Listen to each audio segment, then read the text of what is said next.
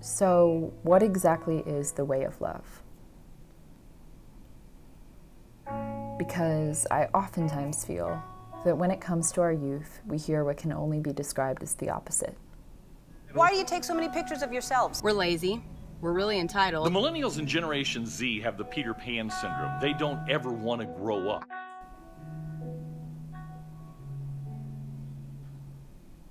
But what would happen if we actually took time to listen to our youth, to their hopes, their dreams, and their visions for the world? Maybe we would find the things that scare us aren't so different after all.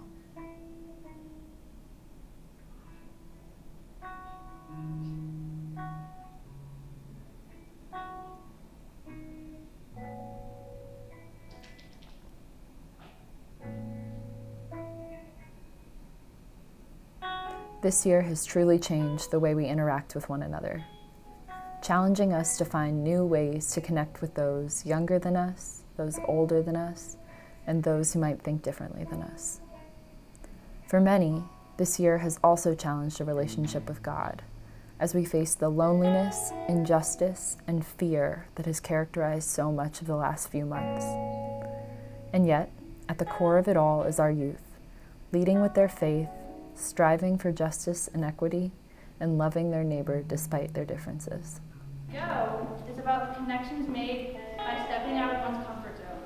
It's about the growth that happens not despite the tension, but because of it. My personal faith has kind of like made me who I am. Living like Jesus is going out in the world, doing service, and spreading love. Looking for examples of people that you respect is usually a pretty good way. Don't we all want to be listened to? Don't we all want to feel like we have a space to create, a space to share our passions, a space to feel accepted as we are? I'm the guy who showed up to school on the last day of school of the decade in heels. I would do more stuff like that, but sometimes I just get too nervous. One of the goals I've set for Lent is to not really care as much about what other people think about me, because in the end, their opinions don't matter.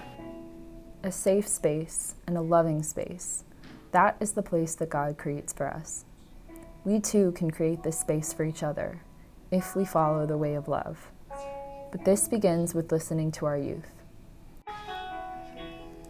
So let us embrace them, share with them, listen to their stories, and offer support for their fears. After all, these faces are the future of our faith.